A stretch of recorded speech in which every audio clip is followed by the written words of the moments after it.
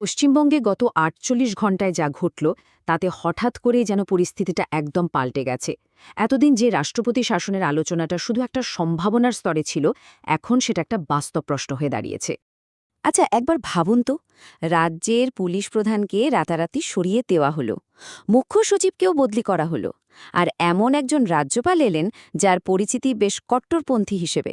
এগুলো কি সত্যিই শুধুই কাকতালীয় ঘটনা, নাকি ২০২৬ সালের বিধানসভা নির্বাচনকে সামনে রেখে পর্দার আড়ালে অন্য কোনো সাংবিধানিক খেলা চলছে? চলুন প্রথমে দেখে নিই ঠিক কি নাটকীয় ঘটনা ঘটেছে যা এই গোটা বিতর্কটাকে উস্কে দিয়েছে। নির্বাচন কমিশন সম্প্রতি এই বড়সড় প্রশাসনিক রদবদলগুলো করেছে, আর এই পদক্ষেপগুলোকেই মুখ্যমন্ত্রী মমতা বন্দ্যোপাধ্যায় সরাসরি অঘোষিত রাষ্ট্রপতি শাসন বলে অভিহিত করেছেন। স্বাভাবিকভাবেই নির্বাচনের ঠিক মুখে এতগুলো উচ্চ পর্যায়ের পরিবর্তন অনেক প্রশ্ন তুলে দিয়েছে। এই যে নতুন রাজ্যপাল এলেন টি.এন. রবি, তার নিয়োগটা কিন্তু খুব গুরুত্বপূর্ণ। তামিলনাড়ুতে ডিএমকে সরকারের সঙ্গে তার সংঘাতের কথা প্রায় সবাই জানে, তাই বাংলায় তার আশাটা একটা পরিষ্কার সংকেত দিচ্ছে যে কেন্দ্র আর রাজ্যের প্রশাসনিক বিষয়ে হাত গুটিয়ে বসে থাকতে রাজি নয়। দেখুন, আজকের এই সংকটকে বুঝতে হলে আমাদের একটু পেছনে ফিরে তাকাতে হবে, পশ্চিমবঙ্গের রাজনৈতিক হিংসার সেই দীর্ঘ আর রক্তাক্ত ইতিহাসের দিকে। কারণ এই হিংসা কিন্তু আজকের কোনো নতুন ঘটনা নয়। এই যে টাইমলাইনটা আমরা দেখছি, এটা থেকে পরিষ্কার বোঝা যায় যে কিভাবে দশকের পর দশক ধরে রাজনৈতিক হিংসা বাংলার ভোটের একটা অবিচ্ছেদ্য অংশ হয়ে উঠেছে। মানে ৭০-এর দশক থেকে শুরু করে ২১ শতক পর্যন্ত হিংসাকে ভোটের একটা হাতিয়ার হিসেবে ব্যবহার করা হয়েছে। ১৯৭০ সালের সাঁইবাড়ি হত্যাকাণ্ড পশ্চিমবঙ্গের ইতিহাসের এক কুখ্যাত কালো অধ্যায়। এই একটা মাত্র ঘটনা থেকেই বোঝা যায় রাজনৈতিক নৃশংসতা ঠিক কতটা ভয়ঙ্কর পর্যায়ে পৌঁছতে পারে, যেখানে মানবিকতার সব সীমা পার করে দেওয়া হয়েছিল।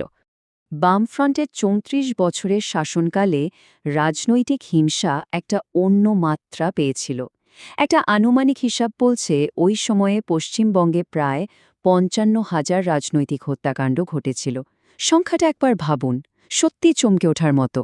ভয়ের পরিবেশ ঠিক কতটা মারাত্মক ছিল তার একটা জ্বলজ্বন্ত প্রমাণ হল ২০১৮ সালের পঞ্চায়েত নির্বাচন। এই পরিসংখ্যানটা দেখুন, ৩৪% আসনে বিরোধী দলগুলো প্রার্থী দিতে পারেনি। মানে ভয়ে কেউ মনোনয়ন জমা দেওয়ার সাহস পায়নি। তো এতক্ষণ আমরা ঐতিহাসিক প্রেক্ষাপট নিয়ে কথা বললাম। এবার আসা যাক একেবারে আইনি ও সাংবিধানিক দিকটাতে। এই যে আমরা রাষ্ট্রপতি শাসন বলছি, জিনিসটা আসলে কি? ৩৫৬ ধারার কথা বলার আগে ৩৫৫ ধারাটা বোঝা খুব জরুরি। এটা আসলে একটা সতর্কবার্তা। এই ধারা অনুযায়ী কেন্দ্র সরকারের এটা একটা সাংবিধানিক দায়িত্ব যে তারা দেখবে প্রত্যেকটা রাজ্য যেন সংবিধান মেনে চলে। যদি কোনো রাজ্যে গণ্ডগোল হয় তাহলে কেন্দ্রকে হস্তক্ষেপ করতেই হবে। আর ৩৫৫ নম্বর ধারায় দেওয়া সেই দায়িত্ব পালন করার জন্যই কেন্দ্রের হাতে রয়েছে ৩৫৬ ধারার এই ব্রহ্মাস্ত্র। মানে এটা হলো একেবারে শেষ অস্ত্র। যখন কোনো রাজ্য সরকার সাংবিধানিকভাবে কাজ করতে ব্যর্থ হয়, তখন এই অস্ত্র প্রয়োগ করে রাজ্যের শাসনভার সরাসরি কেন্দ্রের হাতে তুলে নেওয়া হয়। বেশ, রাষ্ট্রপতি শাসন জারি হলে ঠিক কি পাল্টে যায়? প্রথমত, রাজ্যের সব ক্ষমতা চলে যায় রাষ্ট্রপতির হাতে, মানে আসলে কেন্দ্রীয় সরকারের হাতে। রাজ্যপাল তখন রাষ্ট্রপতির প্রতিনিধি হিসেবে রাজ্য চালান। আর সবচেয়ে বড় পরিবর্তন হল পুলিশ থেকে শুরু করে আমলাতন্ত্র সবাই সরাসরি রাজ্যপাল আর কেন্দ্রের কাছে রিপোর্ট করে। এর ফলে রাজ্যের পুরো প্রশাসনিক কাঠামোটার রিমোট কন্ট্রোল চলে যায় দিল্লির হাতে। এবার আসা যাক বিতর্কের একেবারে কেন্দ্রবিন্দুতে।